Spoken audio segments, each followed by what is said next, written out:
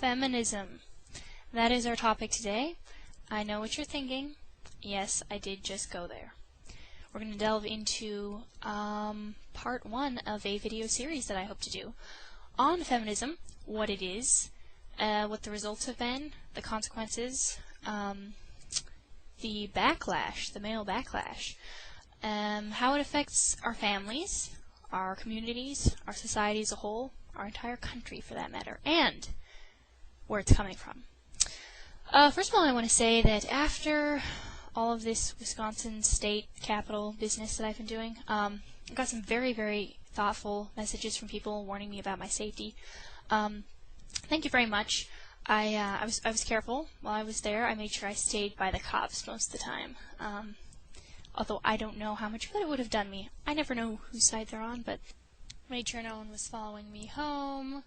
You really never know with those guys. But no, came away from that without a scratch, except on my my mental sanity. Okay. I also got a message, a very good reminder on my last video from subscriber Pinegrove33, otherwise known as Bernard Chapin of Chapin's Inferno, a wandering cauldron of politically incorrect commentary. Definitely subscribe to him. He has some awesome stuff. Especially you guys. He's there for the guys. He said, I think you should say nothing to them, as you can convince the left of zero. Isn't that the truth? We are in the market of persuading independents. Leftists are mental patients, not run-of-the-mill Democrats. Those freaks are leftist diehards, etc. So true. Good reminder, because in this culture war, in this political war, there are battles being fought on many fronts at the exact same time, and we need to wisely pick our battles. So, thank you, sir, for that reminder. Alright, I saw a internet quote that goes, "Guys don't know how to treat girls anymore." I believe that's why the lesbian rate is going up. That's right, they don't know how to treat girls, and that's because everyone's telling them something different. Women themselves are giving them mixed signals. I would say that guys and girls don't know how to treat each other anymore. And there are many reasons for that. Is there anything guys don't get blamed for these days? Seriously, everything. Women's issues, family issues, national issues, it doesn't matter what it is, it's always men. Damn those male chauvinist pigs. I mean, really? Of all the cross-sections of society to blame these days for our problems, people act as if women haven't been liberated yet. As Phyllis Schlafly says, women are the most privileged creatures to ever walk the face of the earth. In this country, at least. I want to start off by jumping on the social bandwagon and saying, I'm offended. I am. It seems like the thing to be is offended by something these days. Everything's offensive to someone, isn't it? You know, in the age of tolerance, everyone is more offended than ever. Personally, I'm offended by the term empowerment. It implies that I am lacking something on my own. I'm not good enough the way God made me. I don't need the National Organization for Women to tell me that I'm of worth as a human being. I don't need them. I don't need feminists to make me feel decent about myself, to boost my confidence. I don't need a successful career even to feel fulfilled as a woman.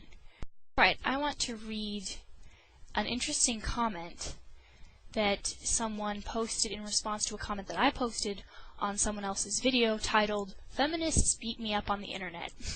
Funny and good and sad video, but it was a rant by a blogger who was commentating on some of the comments he got on his blog. At any rate, I commented on his video and said, thanks for what you're doing, good job, voiced my disapproval of feminism. Some woman commented on my comment, and she says, and I quote, "You're disgusting. One of those insecure women who is lacking in some regard, be it looks, intelligence, or otherwise, and so clings to the hope that you can be one of the guys by claiming to share the opinion of the most idiotic guys. I say only the most idiotic because most men I have met are feminists. They do believe that women are not lesser than men, which is all feminism is, obviously."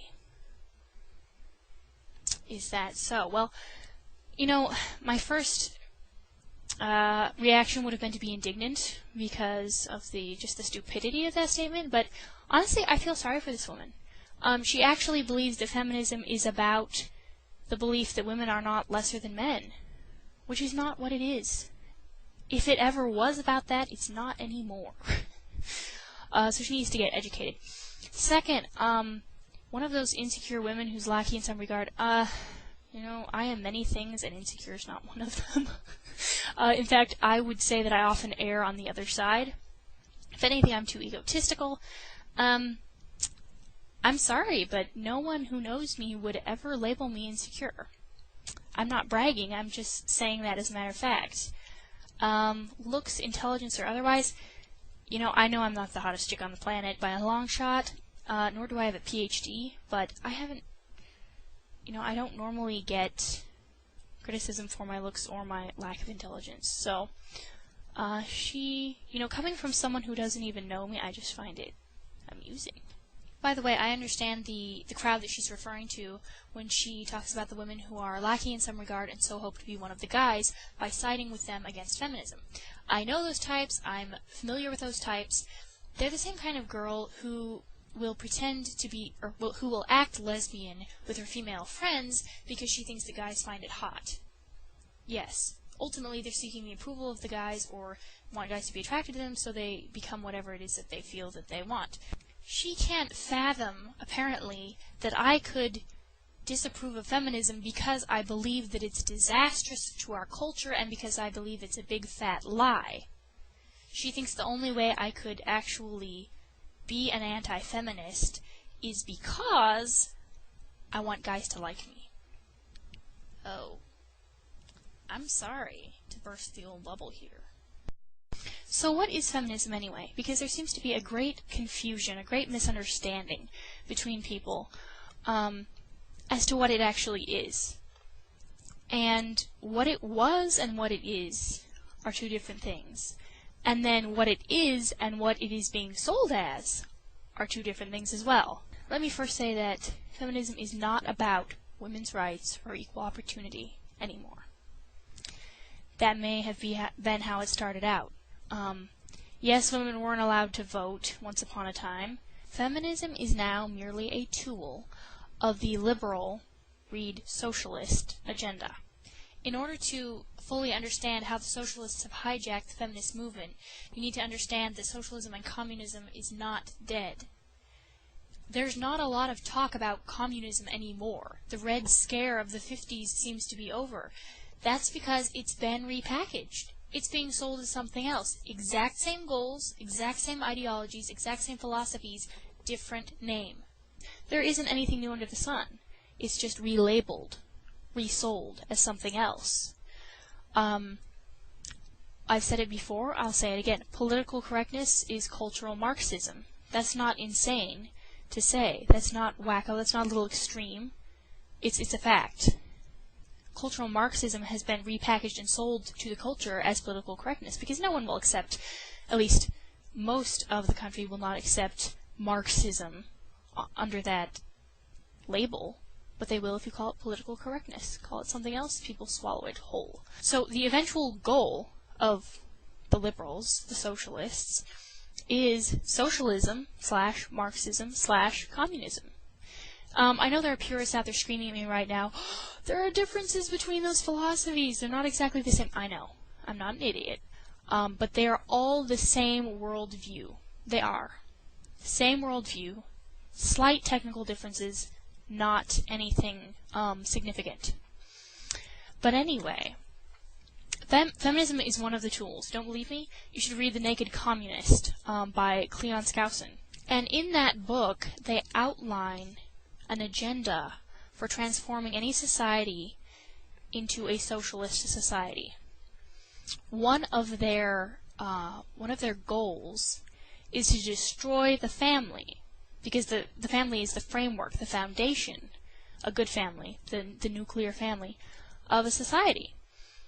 And one of their goals for destroying the family is to get behind the feminist movement, because the communists felt that it had been very successful in creating discontent.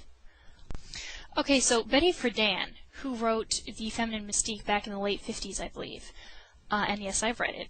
She wrote it supposedly from the standpoint of a frustrated housewife. That's what she sold herself as.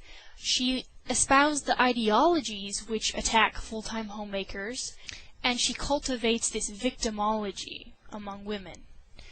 And later, she admitted that her propagandist views were linked to her belief in communism. She was a very strong communist, and she supported Stalin very strongly as well. Not surprising, radical feminism was the goal, one of the goals, of the socialists for bringing about their worldview. If you are a feminist, and you think that the feminism you cling to is actually about you, actually about women's rights, or even about women at all, guess what? You have been played. You've been lied to. You're one of the useful idiots of whom Stalin spoke, who swallows the lie because it flatters you, or it appeals to your sense of entitlement. I mean, think about it.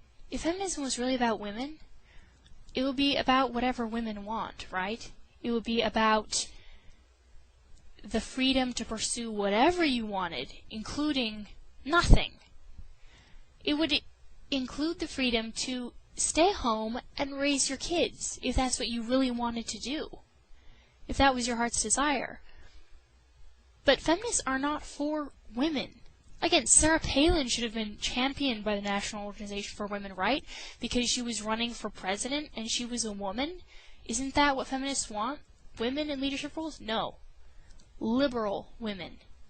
Which tells us that it's not about the woman, it's about the liberal. For every action, there's an equal and opposite reaction. It's a matter of science and of common sense. Specific actions have specific consequences, but women have gullibly believed, actually believed, that the lie that they can take certain actions with no reaction. The lie that they do not have choices to make. They can have it all. You can't have it all. Women actually think that they can have everything they want, when they want it, and men are supposed to know what and when that is. Feminists want to be totally independent except when they're feeling dependent. And if men don't then step up and allow themselves to be depended on at said time, then they're insensitive jerks. Women want to act unlovable but be loved. To let it all hang out, but how dare men notice? Actually, they'd better notice, but not too much, because that makes them creeps. See what I'm saying?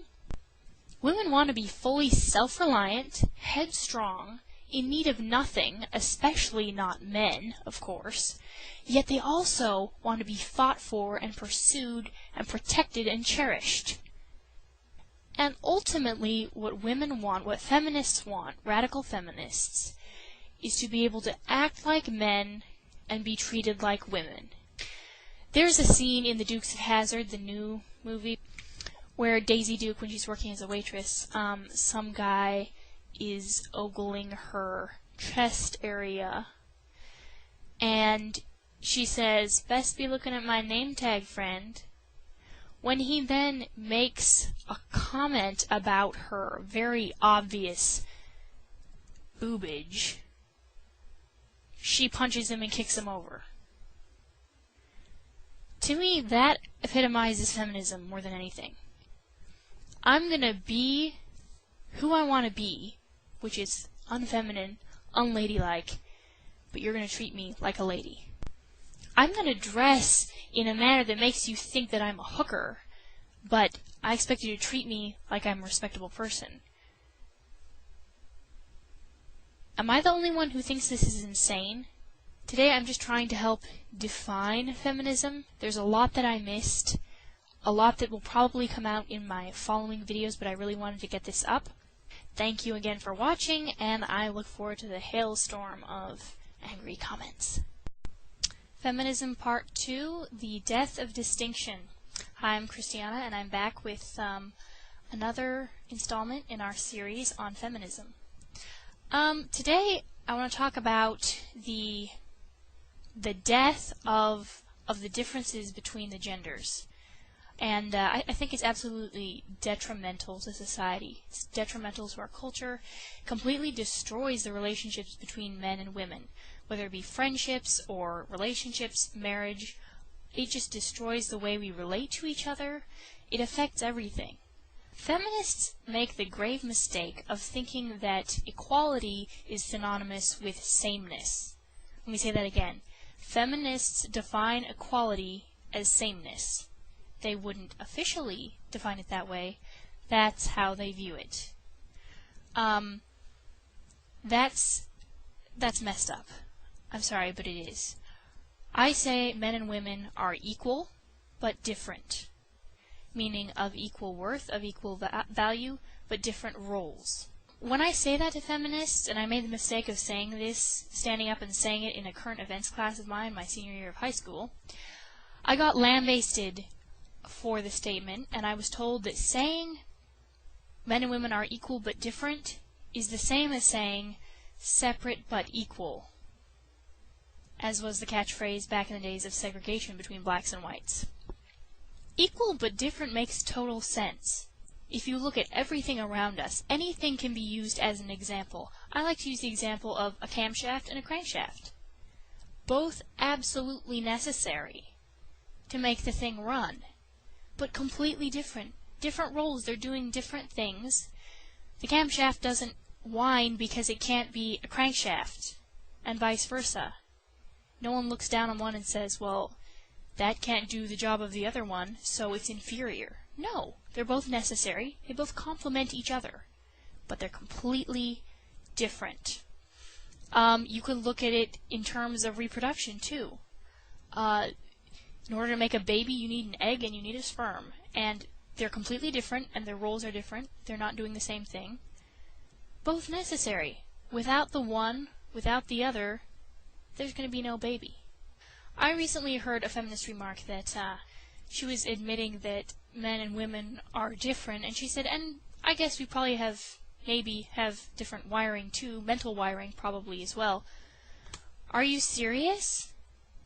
We are completely different. Mentally, physically, all of it. I'm reading a book right now called The Decline of Men by Guy Garcia. And he talks about how the differences between men and women are so pronounced that it almost renders them a different species, if you want to look at it that way. The goal of the feminist movement and of society in general these days is to make men and women interchangeable. Take away the differences. It doesn't matter who stays at home and raises the kids. It doesn't matter who is the breadwinner. It doesn't matter who fights the wars. It doesn't matter who nurtures the babies. It can be either one. That, my friends, is perversity. It flies in the face of the way we were created. It flies in the face of nature. And we're seeing the consequences of it. People should be able to see the consequences, but no. They attribute it to everything but the actual cause. And that is men and women, mostly women, shucking their God-given roles and saying, I'm going to be something else. In all of nature, there are checks and balances.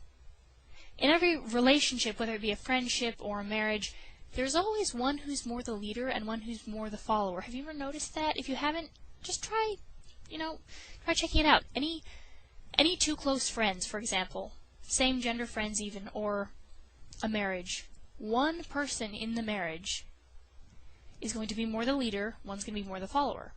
Now, it's in varying degrees. Sometimes it's very pronounced and obvious, sometimes very much more subtle. Nevertheless, there is a difference. You're never going to be completely, exactly at the same level of leadership or control. Leadership is male. I'm going to say that right now. And I've probably offended a whole bunch of people. Leadership is a masculine trait. I know, that's not being taught anymore. Nobody, the public school system has successfully convinced women that leadership is not a gender quality. It's something that anyone can do. It's something that women should especially be doing. I'm not saying a woman can't lead, but leadership is inherently a masculine trait. And It has been proven that men are better at it, and I won't get into right now exactly why that is because I don't really have time. So I always find it funny when I see a marriage where the wife will brag that they're friends, they're really good friends. She'll say, we don't have the typical marriage, we're best buddies, we're not, he's not this overbearing chauvinist pig, I'm not a feminist brat, we get along great. Usually I look over and the guy's sitting there looking whipped. The woman's saying, we have an equal relationship. What she means is, I'm in charge. She doesn't realize it, but to her being in charge makes it equal. So, there are checks and balances in all of nature, and I wanted to read an excerpt for you from this book that I'm reading called, as I said before, The Decline of Men by Guy Garcia. He went and had lunch, an interview with the CEO of an owner, I think, of Time Warner, named Richard Parsons. He told me about an epiphany he had during an African safari he had recently taken to celebrate his 50th birthday, and I quote from here on. We came upon this pride of lions, he recalled, 2 big males, about 9 female lions, and a few cubs. And every time we would roll up, the females were engaged in some sort of activity, looking after the cubs, cleaning them up, or they were hunting, preparing the food, or eating. The cubs were always playing, that's what they do, and the males were always sleeping. Always! You want a picture of a lion sitting up there roaring, so I asked the guide, what's up with these guys? They're asleep all the time. And he said, you've got to understand, this is nature, and everybody's got a role, and they have theirs. And their role is, 1, to procreate, and 2, when the bad guys show up, they get up and go to war and protect the pride. And it was a very simple thing, don't ask me why, it just sort of hit me like a bolt. In nature, you don't think about it, you just do what nature dictates, everyone has a role. And that's their role. And if you risk-weight things, yeah, the females are always busy, and they seem to be working harder and doing stuff, but it's all very low-risk stuff. The guys don't do much, but when they do something, it's all high-risk stuff. If you weigh it all out at the end, it about balances out. It's the balance of nature. Here's the book, by the way. The Decline of Men.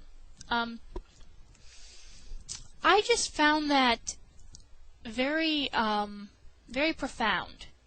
That illustrates things very well, because a lot of times I hear that used by feminists to say men and males, including animals, are chauvinist, by nature, because the male is the stronger one. He's going to be the dominant one, and so he makes the women work, and he just sits and he sleeps. Look at history. Men, overwhelmingly, almost entirely, all the bloodshed has been on the part of men. Men are the ones who have sacrificed, historically, their lives, their fortunes, their sacred honor. Everything that has ever been risked that was worth something was usually by men. I'm not saying women haven't made strides in history. I'm saying that men were always the ones sacrificing because they believed in chivalry. In my opinion, I have observed that there are 3 different kinds of chivalry now. And by 3 different types, I mean 3 different motives behind men who are chivalrous or gentlemanly towards women. And the first, I would say, is duty. You were taught as a young boy, open the door for the woman, or, act like a gentleman. It's just that's the way you were taught, so you do it. Whether you feel like it or not, that's just, you think that's what you're supposed to be, so you do it. Second reason, because they want something. Admiration, respect, appreciation, or, to get a woman in bed with them.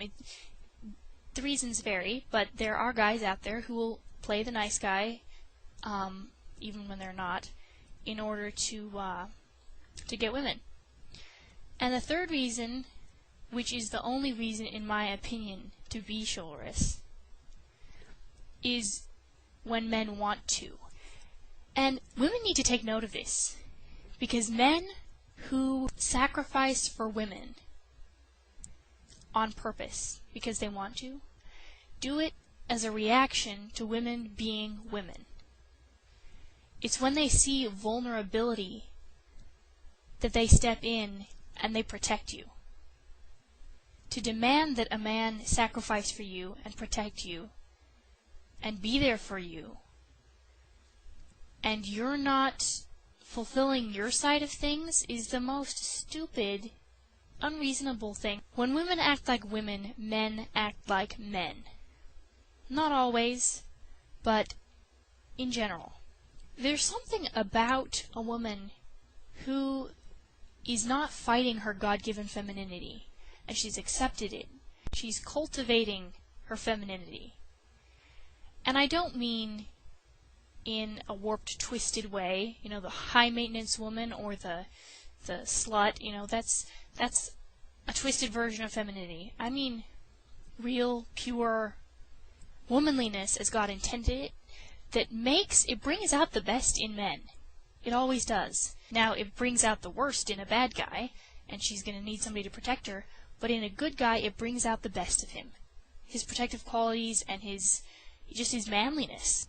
I've lived extensively in the Middle East, and I lived for half a year in Egypt, and when I was in Egypt in particular, I took great note of this, because it's impossible not to notice. The differences between men and women are huge. Men and women are separated in churches on either side of the aisle.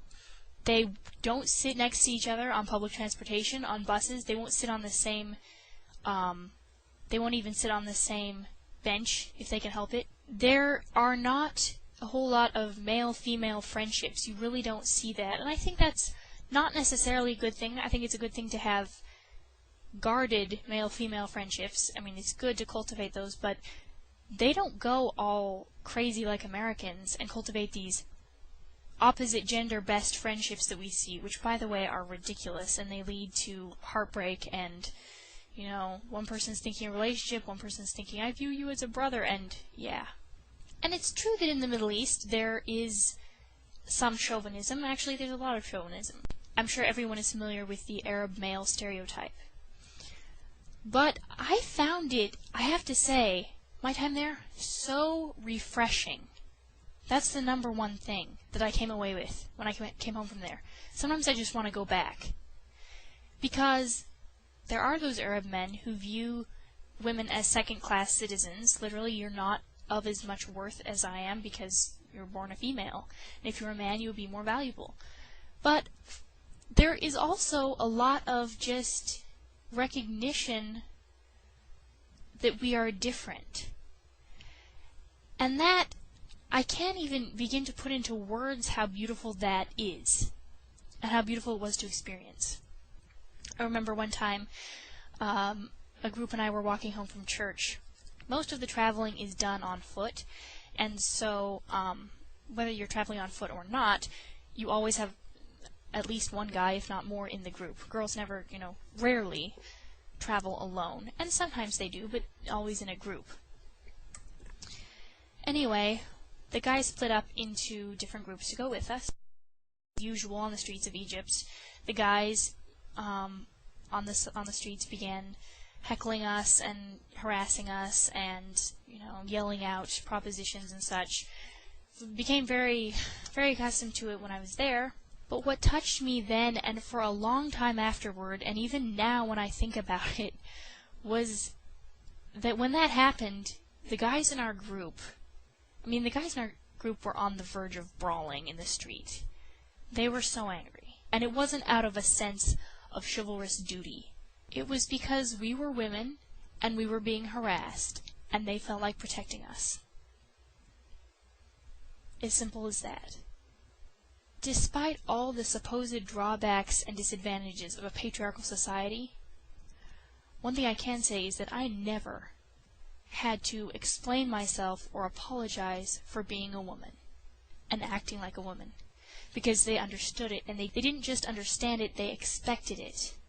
In America, there is this huge loss of respect between the sexes. No more an appreciation of each other. There's no more a need for each other. We're being told that we can both do the same job just as well as the other. Okay, why is there any point in being a man or a woman, after all?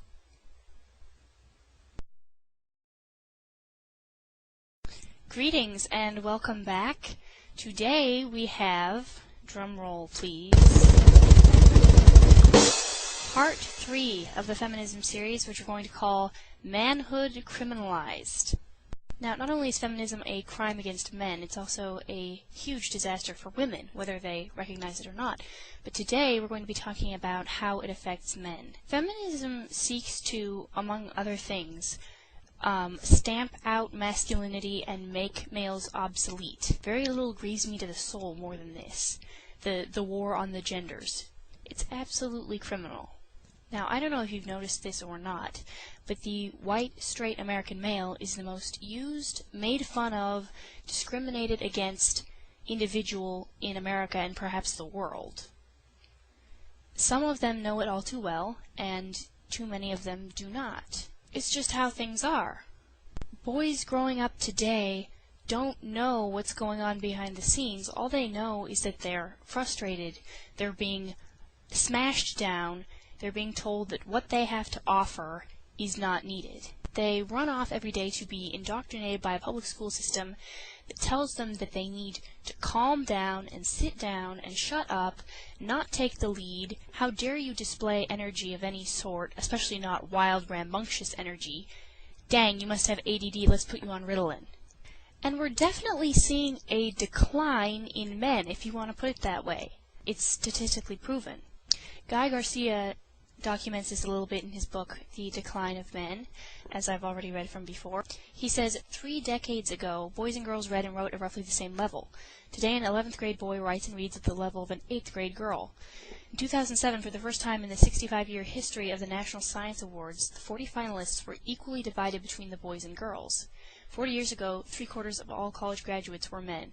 Women now make up more than half of all college students, and are gaining.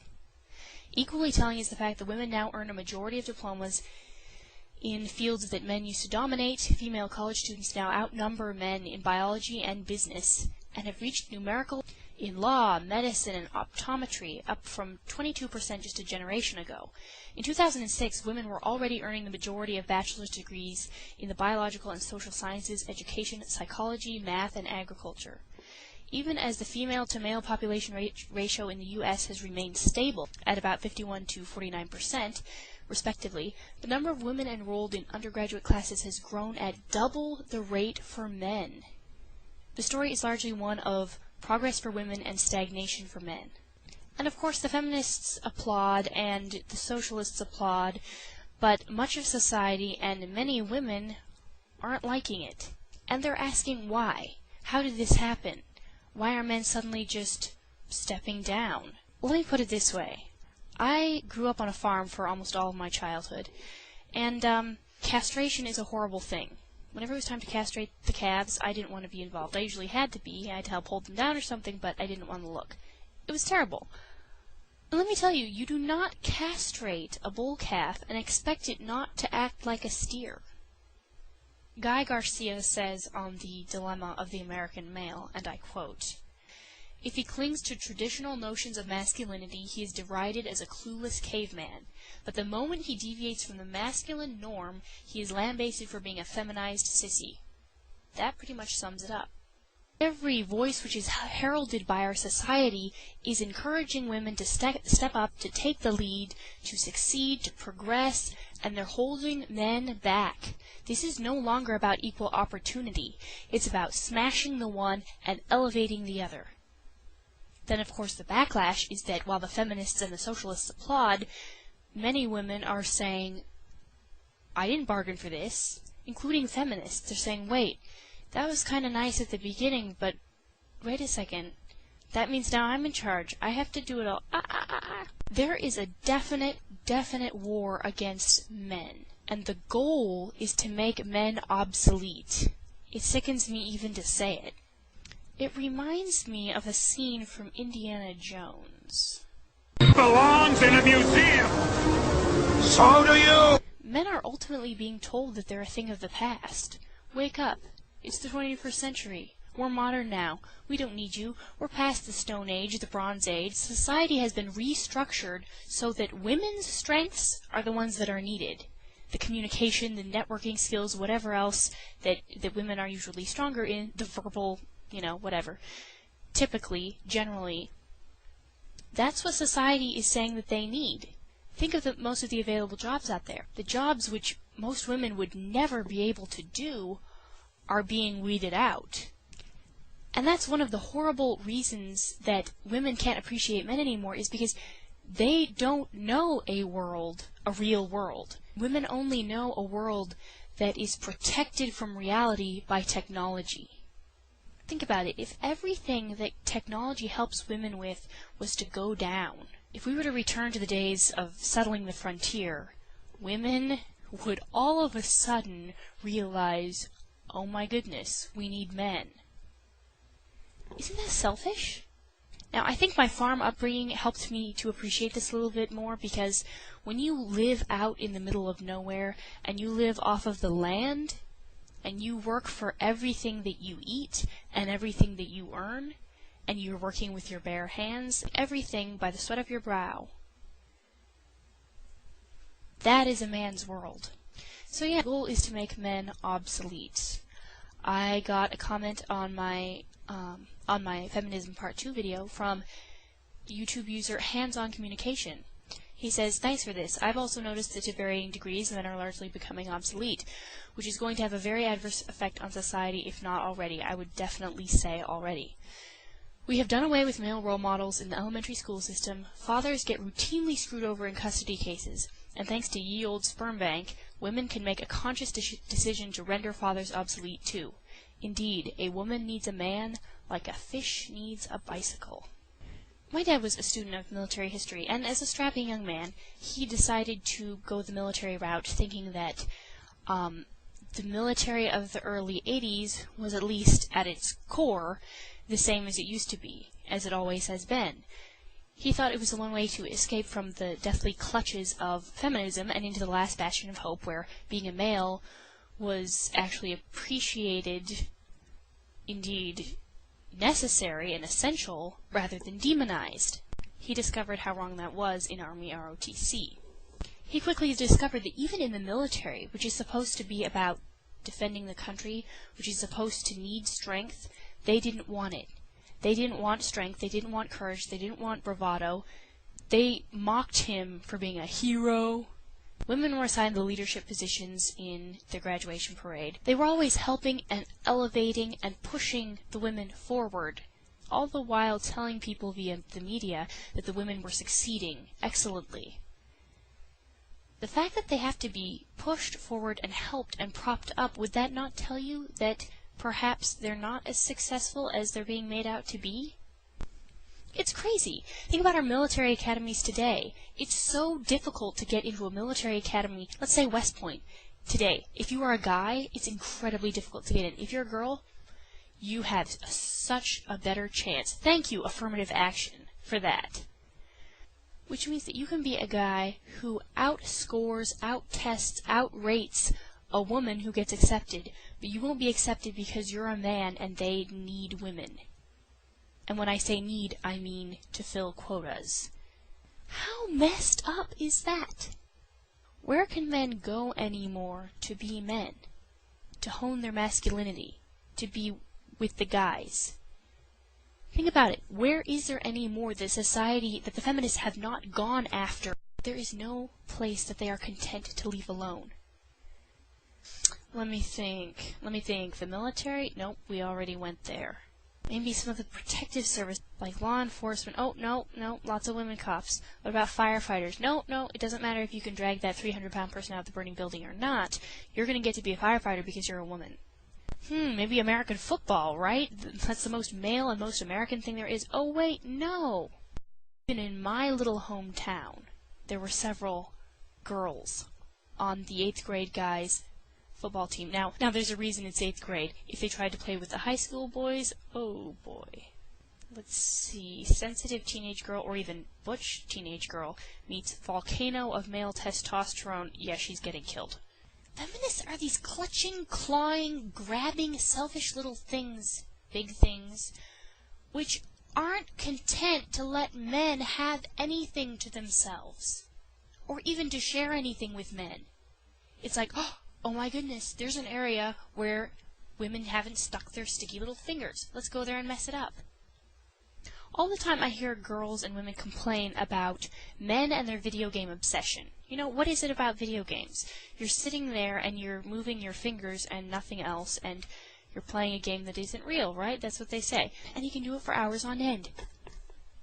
Did anyone ever think that maybe it's because that's the one place they're allowed to go, they're allowed to be a man, they're allowed to fight, they're allowed to succeed, without the interference of women?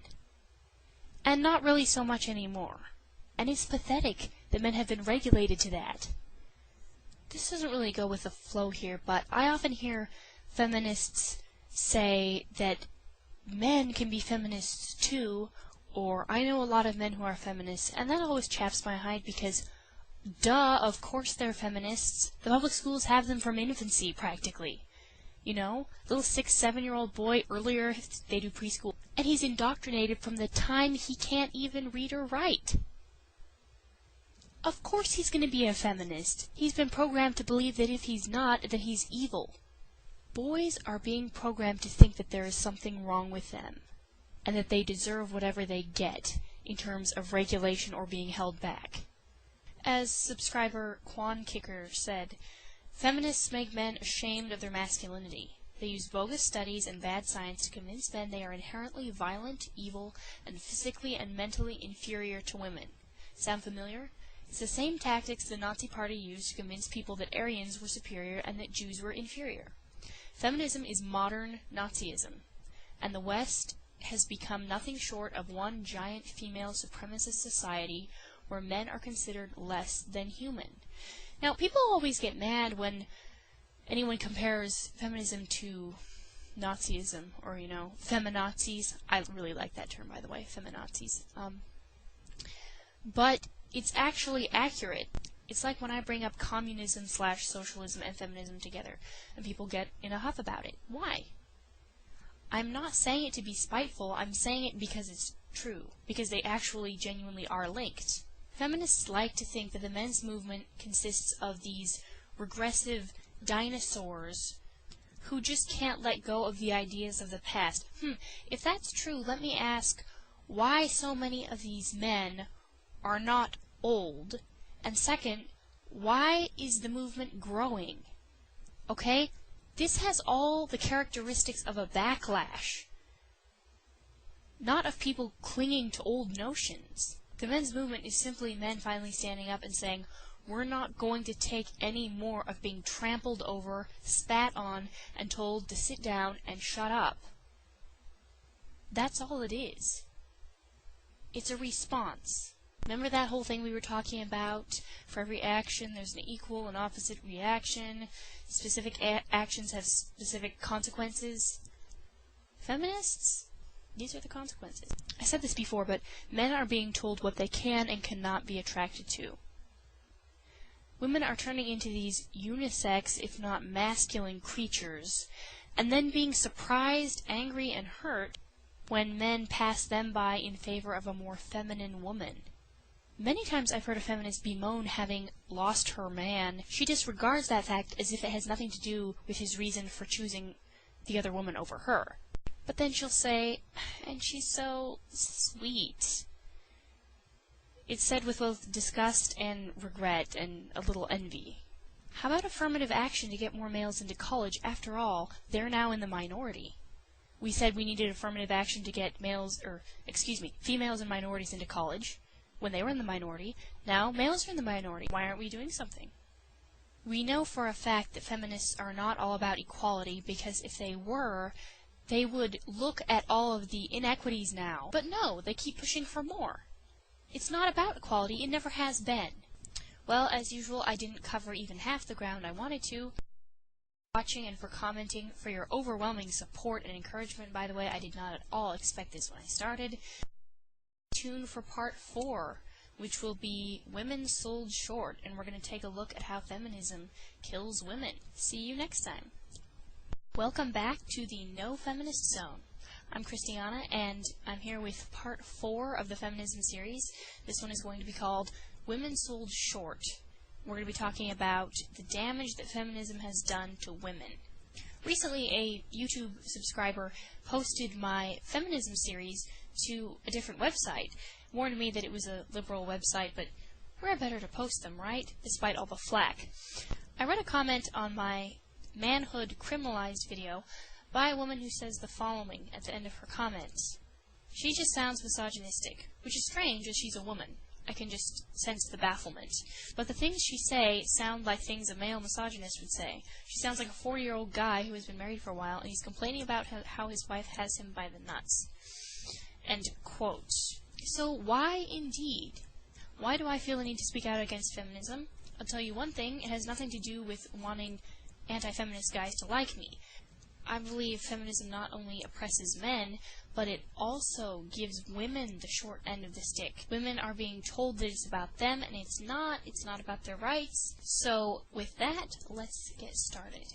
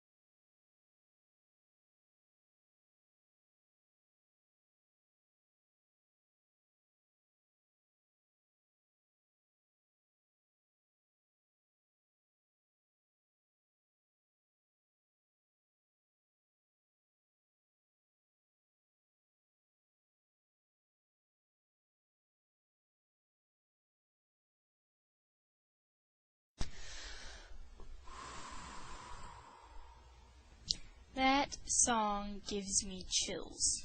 Still. And long before Bonnie Tyler sang about needing a hero, women have needed heroes. Deep down, women want real men, and men do not allow them to tell you anything different. Sure, we love the modern male. We love him in the same way that we love a puppy or a baby. Women are starting to look around and say, where are the real men? Where are the William Wallaces? What happened? And it's really heartbreaking, this whole war on the genders.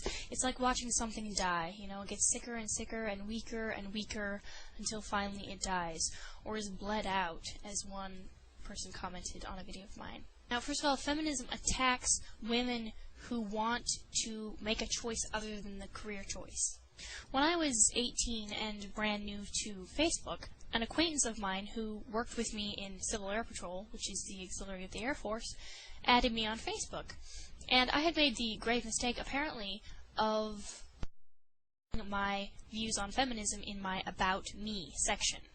This girl copied, pasted, and posted my views on feminism onto the wall of a mutual acquaintance of ours, and then commented on it, "Can you believe this? How effing pathetic. Can you believe there are still women out there who think like this?" Over and over again she said it was pathetic and it was sad, and she was really angry over it. And at the time I wondered what it was that ticked her off so much, because we didn't even know each other, actually. We were just acquaintances, And there was nothing about me personally that she hated. It was just that she hated my stance on feminism. Feminists hate it and take it personally when other women have views other than their own. We saw this recently on the Old Turks video where Anna attacks Phyllis Schlafly and vehemently states that all feminism is giving women the freedom to choose between being, let's say, a homemaker and in a traditional role or taking a career path. Feminism does not give women the freedom to choose. Homemakers do not feel free to be homemakers. Society does not make mothers feel free to stay home and raise their children. If anything, feminists demonize and criminalize it. They make you feel like you're not contributing to society and you're a lazy bum. So why are traditional women and women who choose that path vilified and attacked? Well, two main reasons in my opinion. The first one is it messes with the agenda. If there are still women out there who are traditional women and clinging to traditional roles, there are definitely men out there who don't mind it, in fact, who prefer it, and that thwarts the feminist agenda of stamping out such ideas and such people. The second reason kind of ties in, and that is jealousy. Women are being told that they can have both and be both, but they're finding that a lot of men go for the women who haven't fallen for that lie. Let me quote Mr. Juve, who commented on a YouTube video of mine. Feminism deserves to have a negative connotation. It's career-oriented and serves to diminish the role of a woman who finds fulfillment in household and motherly duties. It has the approach of, you're young and beautiful, you should get a job, have a career, get a life. Once you've got that, then you can settle down and have kids. And it is within that approach that it's insinuated that women who want to be a mom at a young age don't want to live, and so what they do is diminished by their own sex. That is so true. The overwhelming majority of all the hatred I've received for my views on feminism has been from other women. Other women who supposedly are for my rights and my right to choose. Go figure that one out. Robin a Boy says, Phyllis Schlafly is exactly right. Women are told you can have it all. You can sleep with 1,000 men and not be considered a slut. You can treat men like crap and still marry the man of your dreams. You can be a career woman and rise to management positions and still have kids in your 30s. This is complete bull. Feminism has done more to harm women than they will ever know. Women certainly can and do find fulfillment in things like a job and other activities that they do outside the home, but they will never be fulfilled as a woman through their career, like a man would. And even feminists recognize that. That's why they tell women you can have both. You can have the family life and the career. But it's not true. You cannot successfully have both. Of course, everyone defines success differently, don't they? And man, the backlash. I recently read a comment on a YouTube video of a man who said, "I will never marry an American woman!" ! And who can blame him? But it certainly doesn't bode well for those American women who are but a few good apples in a barrel of rotten ones. Men wisely decide that fishing through all the rotting stink isn't worth it, and they're finding another barrel. For you men watching, women love strong men, and don't let any woman tell you otherwise. Because there are those who will. Women thought they wanted men that they could control until they got it. And they realized that was not what they bargained for. I mean, have you ever wondered why the girls unjustly go for the bad guys? By the way, I'll be doing a video on nice guys and bad boys, but not as a part of this series, probably. Whether a woman admits it or not, she does not want a man that she can control. She may say that, she may think that, she may rebel against a man who doesn't let her walk all over him, but that's what she wants. I know, women don't make much sense. A woman cannot respect a man who she can control. Women may think or even say that they like the Alan Alda version of masculinity, but they like it because it can be controlled. There's nothing attractive about it, though. A man who can be overpowered by a woman will make a power-hungry feminist woman happy in that area. But he's definitely not going to be able to make her weak in the knees, or make her feel secure and protected and so many other things that there just aren't words to describe. I mean, admit it, ladies, if you've ever seen this full scene, that you didn't fully appreciate what was going on. You make it so difficult sometimes. I do, I really do. You could be a little nicer, though. Come on, admit it, sometimes you think I'm all right. Occasionally, maybe. When you aren't acting like a scoundrel. Scoundrel? Scoundrel?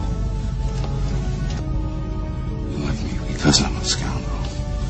There aren't enough scoundrels in your life. I happen to like nice men. I'm nice man. Very nice. The thing is, our society, greatly influenced by the feminist agenda, of course, has grossly misdefined what it means to be a jerk. Any display of aggressiveness or dominance or initiative or leadership by a man seems to be booed by the masses as a bad thing. Well, ladies, let's hear from you. And next time I'll be back with a video titled Confessions of a G.I. Jane. I have some interesting stories. Thank you so much for watching, subscribing, commenting, liking, and just appreciating. Greetings and welcome to part 5 of the Feminism series, which I've titled Confessions of a G.I. Jane. First of all, I apologize for the long sabbatical between videos. I just made a very unexpected trip out of state, as a matter of fact, several states away. I am in the South. Now, before we get started, I'd like to say that I failed to summarize very well in my last video. But the reason for pointing out the lack of heroes was to establish the link between the feminist agenda and the decrease of real men. You probably got that if you've been watching my other videos, but I just wanted to clarify because there seemed to be a lot of confusion. For example, I got a channel comment from a man who will remain nameless because he later apologized to me for his comment and cleared up the misunderstanding. To me, it was just another indicator that there are so many men who have been so burned and so shamed and treated so unjustly by feminists out there that they don't trust even anti-feminist women. They assume that they're selling something, that they're just as selfish as every other feminist out there, that they can't possibly actually have the interests of both men and women at heart. And who can blame them? Now, I used the movie clips that I did because they portray men who embody a non-warped version of masculinity. Not because they largely happen to be in war movies or violent movies, and not because they happen to be good-looking. Now, it's Hollywood. Everything Hollywood produces is generally going to have highly attractive individuals in it. That does not change the fact that I chose those clips based on the characters portrayed and not on their appearances. Anyway, through all of the flack, I have developed a great affinity for the remove button on YouTube. With a single click, I can delete a foul and offensive post, and I also have an even greater appreciation for all those who come out in support of women and men who oppose feminism, and the support that you've shown me has been absolutely overwhelming. I can't even tell you how much it means, and I try to get back to as many people as I possibly can, but sometimes life gets in the way, and I don't always have the time that I would like to respond. Just know that I do see everything that you post, and I do appreciate it immensely. Now on to today's video, Confessions of a G.I. Jane. This is completely unscripted, unplanned, no notes. I just wanted to share with you some personal experiences with feminism in certain jobs I went into which I expected to be in the minority and, if anything, discriminated against, and found it quite to the opposite. That because I was in the minority, I was esteemed and upheld and actually given unfair advantages and privileges for being a woman. You're probably wondering about the G.I. Jane title. No, I was never in the Army. I was and am, however, in the Civil Air Patrol, which is the official auxiliary of the United States Air Force, which is a very fancy-sounding title, but ultimately we are not, quote, real military. We do not deploy. We are not combat trained. We really do search and rescue. 95% of all inland search and rescue missions in the country are performed by Civil Air Patrol. We carry out Air Force-assigned search and rescue missions. We have a cadet program which trains youth in military customs and courtesies, drill, marching, PT, the physical side of things, aerospace education, a lot of that. No, we're not like the Boy Scouts. Nothing against them. Now, I joined Civil Air Patrol at the age of 16. Growing up, I had heard about the military a lot, and I was raised with an emphasis on character more than almost anything else. I really wanted to serve my country, and ultimately I wanted an outlet for that character. I wanted to do something that actually needed it, where it would count for something, where it would actually help people. And despite everything that I'm going to say in this video, don't get me wrong, Civil Air Patrol is great, it is a great mission, and it's good for young people, so you should really check it out. However, my time in Civil Air Patrol merely served to confirm what I had been taught about feminism and what I had observed elsewhere. I had gone in with feminism not on my mind whatsoever, and very quickly realized that it was alive and well there. Girls weren't merely given the opportunity to succeed. It became very apparent to me very quickly that it was important and good that women achieve. They didn't really care about the guys as much.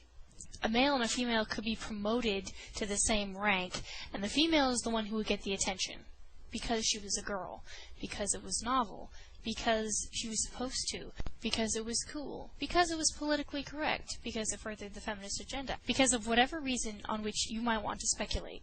And this bothered me because it was clearly a little demeaning to the guys, but also because it was humiliating to me. I started to wonder, how badly would I have to fail before I was recognized as failing? Now, for the record, I was a very good cadet. I loved my job, and I succeeded, which I applied myself to. I promoted through and to the cadet officer ranks very quickly. I enjoyed learning and taking tests and doing my job, and a lot of the badges and achievements and promotions and such were objective rather than subjective, so I knew it wasn't that I was being promoted because I was a female. But there were some which were subjective, and that always caused me to wonder. And even when it came to promotions, I started to take a look at the physical fitness tests. As the auxiliary of the Air Force, and wearing the Air Force uniform as we do and such, our PT tests kind of followed the Air Force's grading system. So it involved push-ups, sit-ups, sit and reach, a shuttle run, which is a sprint, basically, and then also a timed mile run. I know, 1 mile. So when I was a cadet second lieutenant, I think it was, I was chosen to be the primary representative for my squadron at the Cadet Advisory Council, which is kind of like the Congress of Civil Air Patrol. The regulations and run the cadet program, create policy. During the time, I took a close look at the PT standards. And it wasn't the fact that the male and the female standards were different that shocked me. Anyone with common sense would recognize that males are almost always going to outperform females physically. Very physically different. Thus, the standards were different. And I didn't tackle that specifically. It wasn't the difference that bothered me. It was the enormous gap of difference between the requirements. The requirements changed based on your age, the promotion you were going for, and your gender. And I was looking at one particular phase for one particular promotion. A male of a certain age had to run a mile in, I think it was just under 7 minutes or just over 7 minutes. Let's say 7 something. And a female of the same age had to run it in 10 something. 10 plus. Now, first of all, I can walk a mile in 10 something minutes. But second, that kind of a difference isn't taking male and female differences simply into account. It's giving the females an enormous edge on the males. Let's put it a different way. There isn't a female out there, or at least in Civil Air Patrol, or so I hope, who couldn't run the mile or perhaps even walk it in 10 something minutes. But there are plenty of males who were failing the 7 something standard. Not because the males were more out of shape either. That was the other thing. There were plenty of overweight females who were passing and promoting. In other words, it demanded a higher level of fitness from males, even taking into account the fact that male and female levels of physical fitness would be different. Okay, I had to play with the settings there for a minute. As the sun goes down, I'm losing my light. So, at the next Cadet Advisory Council meeting, I asked them to table that issue. Female PT standards. That's actually how it read on the agenda. Female PT standards. And I brought to bear all the incriminating evidence, and was met with the typical comeback, which is that females are anatomically different, no kidding, and thus they need more of an edge in order to promote. Keep in mind that I wasn't even tackling the fact that the standards were different here. I was not arguing that females should have the same standards as males, although it could be argued that if the males need to be at that standard in order to do a certain jobs, then should not the females also? But here I was just saying, let's look at how grossly different these are.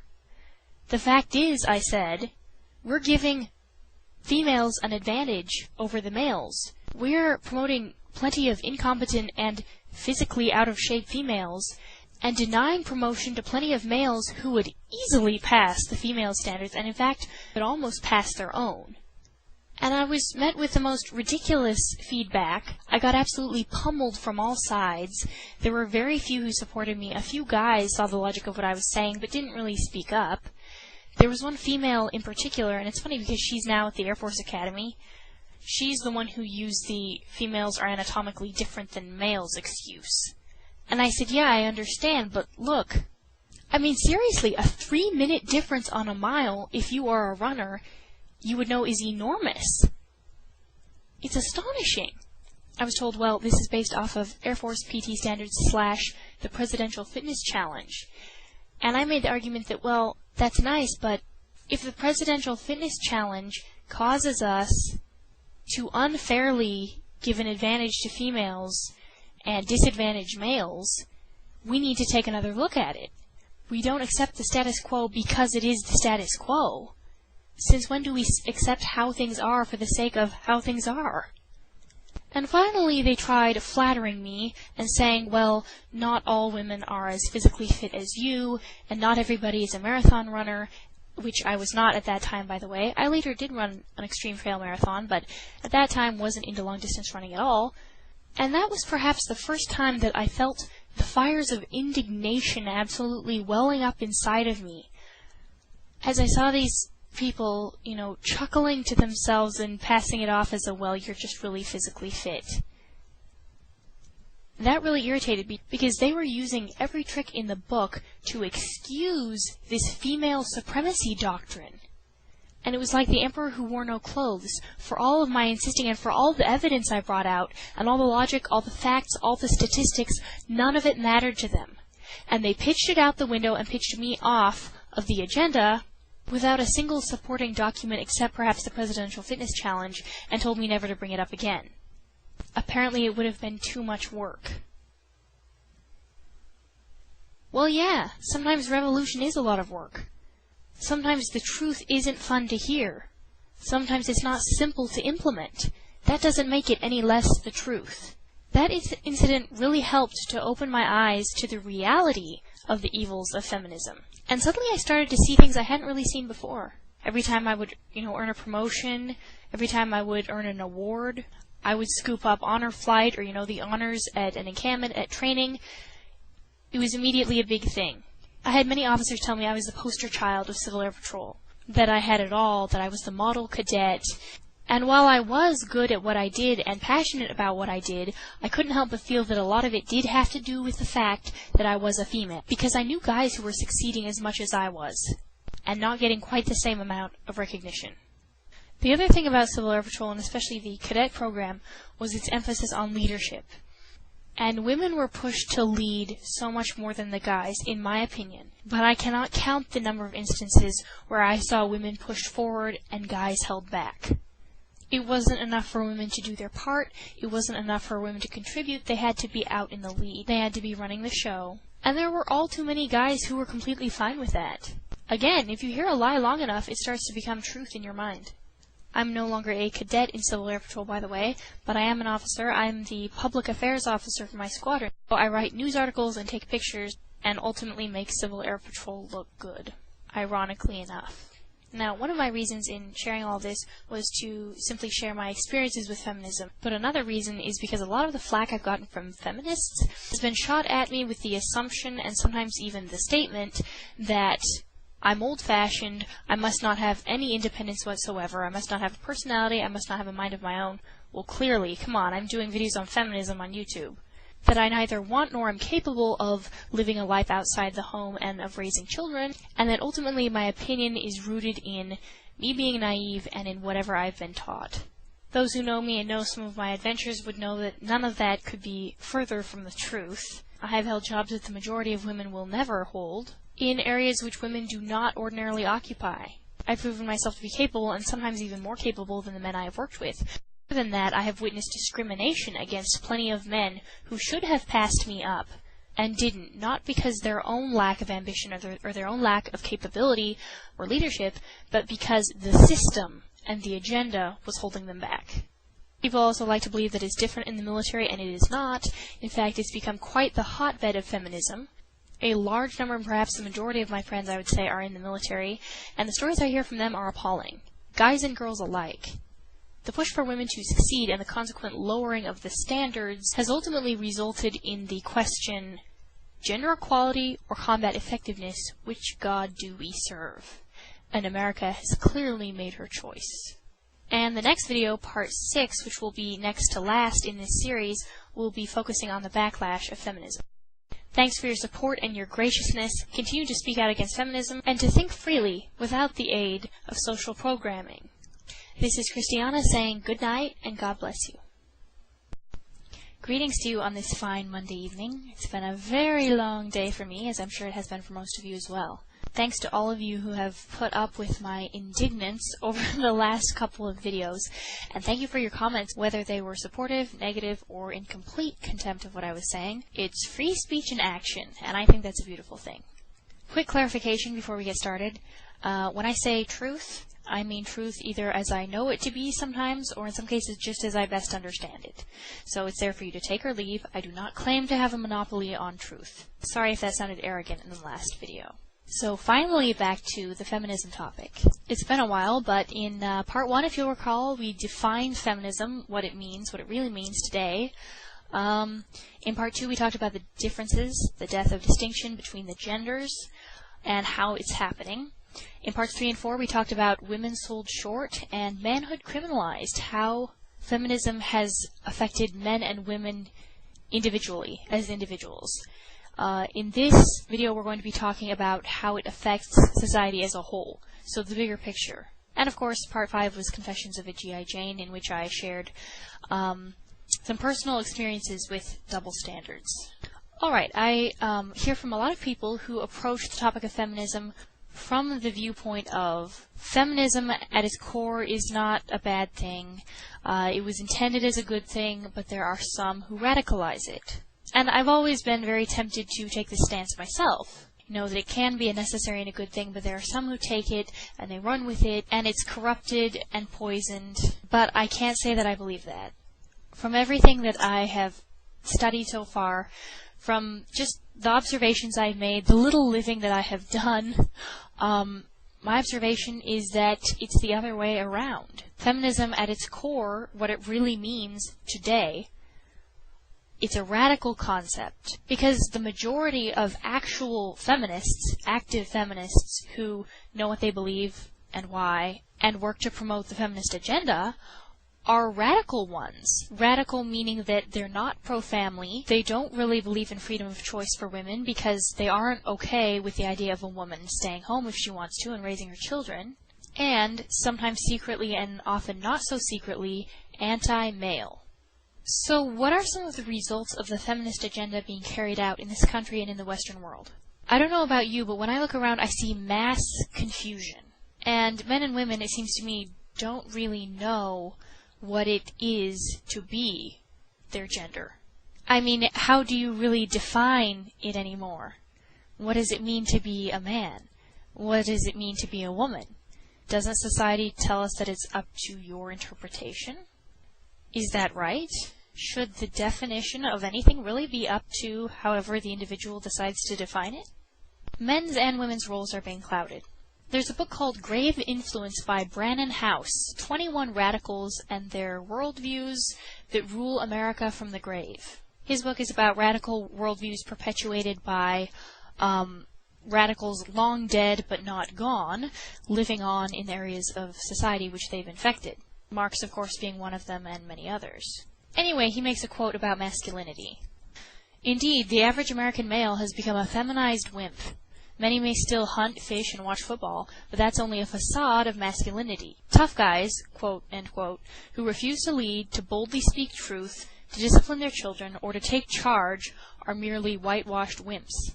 All too many men today shun leadership positions that real men would grab a hold of. Likewise, femininity is falling apart. In fact, it's quite under attack. Women are acting less and less like women. The statistics are showing that they're more prone to behavior once attributed mostly to males. Cases of female violence and pedophilia are rising. And many of the young women who do manage to avoid falling into the feminist trap and becoming a feminazi are often pursuing a counterfeit version of femininity, just as young men are pursuing a mere imitation of what it means to be a man.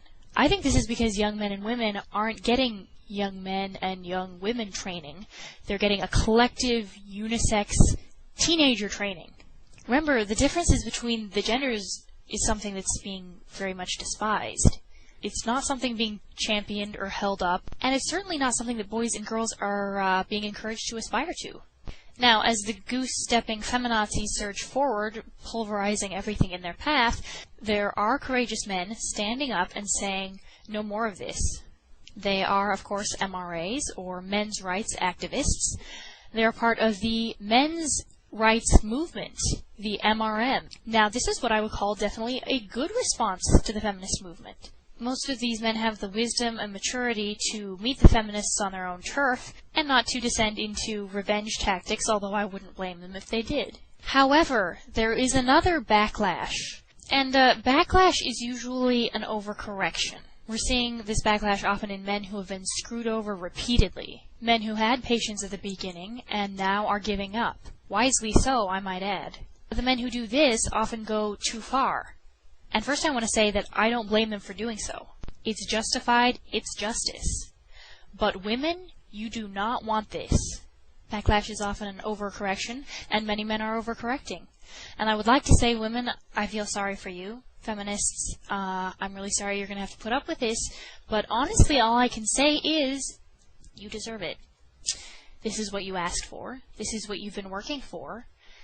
You wanted a man who wouldn't treat you like a woman. Well, guess what?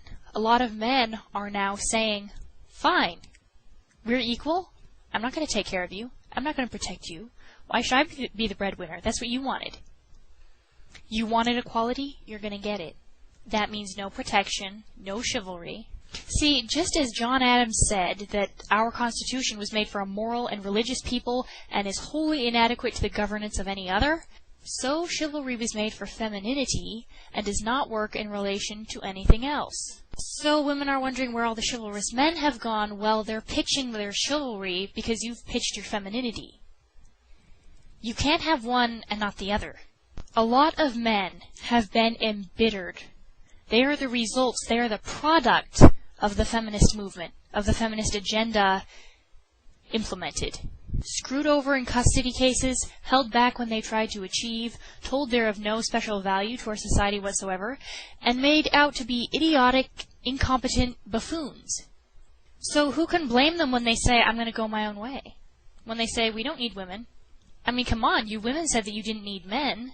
And I don't know about you, but to me it's really painful to watch the destruction of these gender differences. I'd like to say to men, hang on, hang in there. Not all women are like that. You'll find a good one. They're out there. Don't write all women off as insane. Don't stop being a gentleman. But I can't. Hello, feminists out there. This is a warning. It's already started to happen, and it's only going to get worse. Maybe it was fun telling men that you didn't need them back when you knew that they were still going to be there if it turns out you did need them. Now they're calling your bluff. I'm just saying, provoking someone can't go on forever. You can only tickle the sleeping giant so long before he wakes up. Did you think it just wasn't going to happen? Well, I'll elaborate further sometime when I'm not falling asleep. Next video, which is going to be called What Now, and the last in our feminism series, is going to talk about exactly that. Here's where we are. We're at a crisis point. Now what? What should we then do? What should women do? What should men do? How do we get this thing back on track if we can? By the way, I don't think we ever will. That's not a reason not to try. Oh, and by the way, the nice guys versus bad boys video, which I'm very much looking forward to making, is probably not going to be a part of the feminism series because it's going to be too long. It's not going to be a series in and of itself, but I really hope to go out and actually, interview some people and take some fun polls, and I really hope to go in depth with that one. So it should be a really fun and hopefully insightful look at that topic. Again, thank you for watching. Wish I could have been more thorough. Really, really, really appreciate your support and even your criticism, because it really actually helps me to stay on track. And I learn a lot from everybody who comments, negative and positive. Oh, and a quick question, if I could. When you comment, please add your own opinion on how feminism has impacted the Western world for the worse. Big picture-wise, how has it affected us? Thank you so much, and see you soon. It is Monday, new week, fresh start, all that jazz. The title of this video, of course you already saw it, but is What Now? So what now? Where do we go from here? We've already talked about feminism, obviously its ill effects on society, the many ways in which it is flawed. Things are, we know what the status quo is. The question is, what do we do now? Is there anything to be done? And that's the focus of this video. The Man Who Fell to Earth. I really don't want to stay on this topic any longer than necessary, but I got a lot of comments and personal messages from some of you saying, you shouldn't respond to this guy, he's a troll, he's wrong, he's just trying to provoke a response out of you. And I do understand that. First of all, I wanted to forgive the guy, and I wanted him to know that that's the way I felt about it. I wanted to use him to prove some of my points.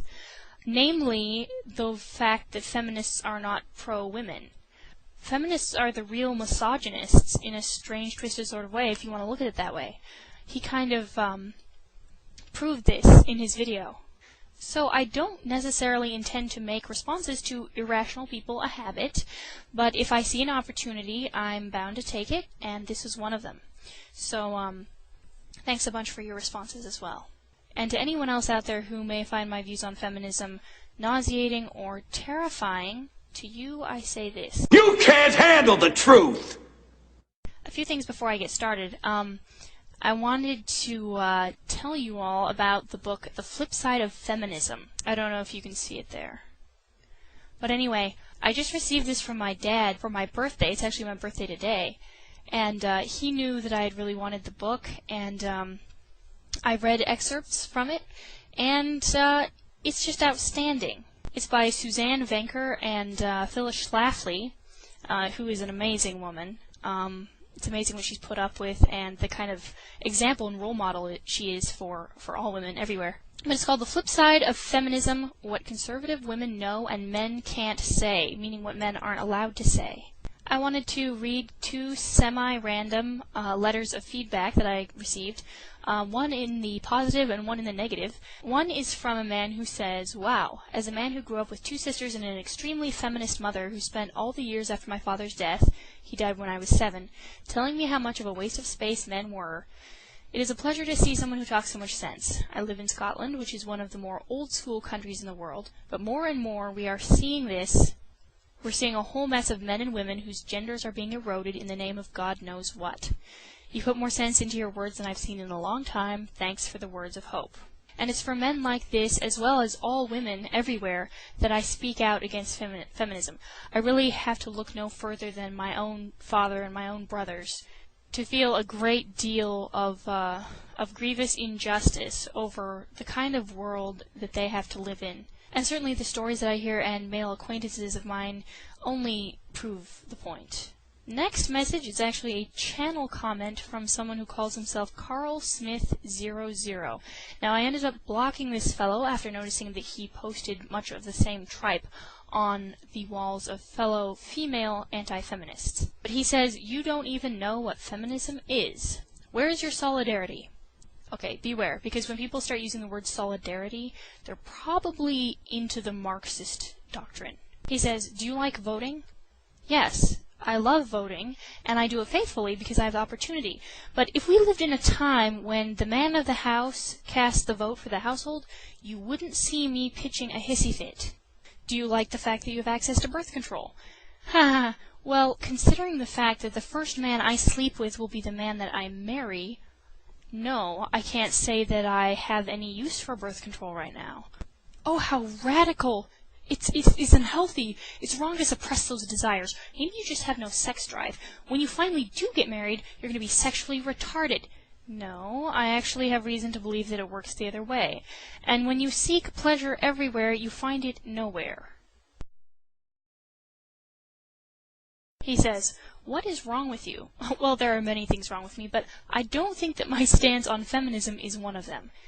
You're one of those women who has to pretend to hate feminism in order to get guys to like you. I'm not going to go after that one again. Probably nothing but daddy issues. See, the funny thing is, there is no man on earth who I respect and admire more than my father, and to whom I am closer. He is the man, and I try never to let him forget it. To continue, move to Saudi Arabia and see if you like it.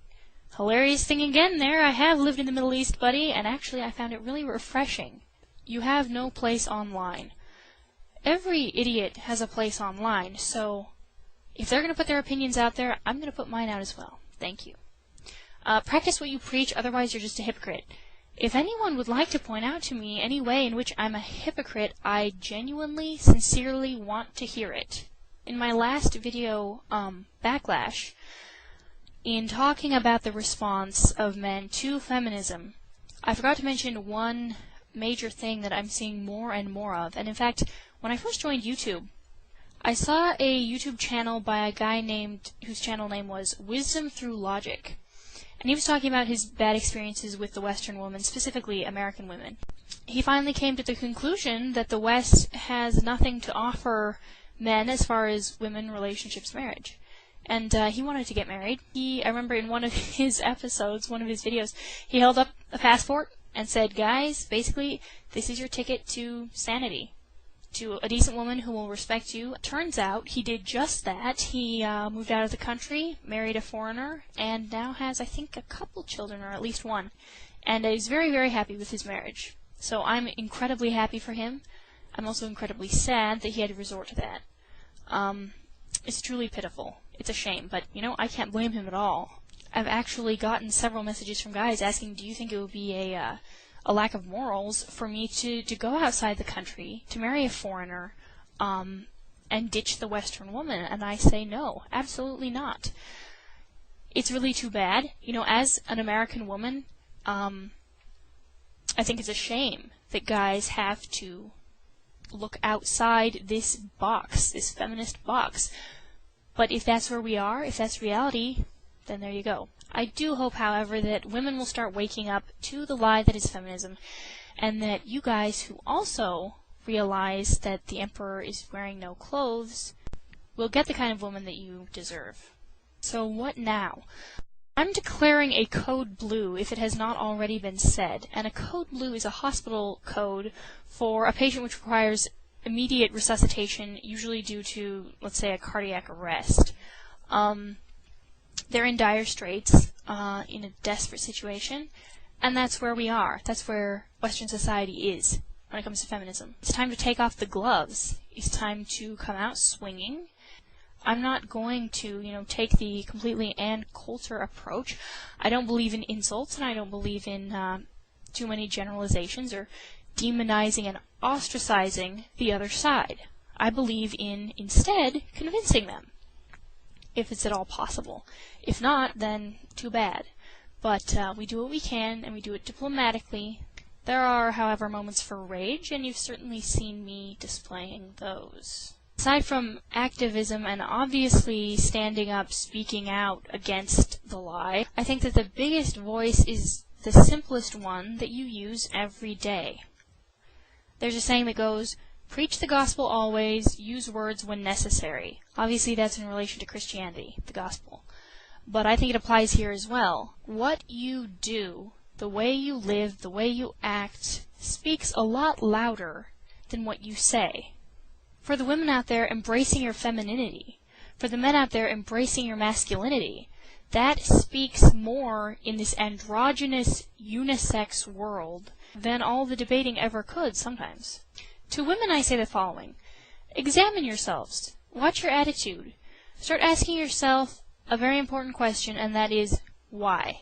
The next time you're tempted to male bash right along with your female friends, ask yourself why you're doing it. Ask yourself what you are accomplishing, aside from making yourself feel better, and not really that.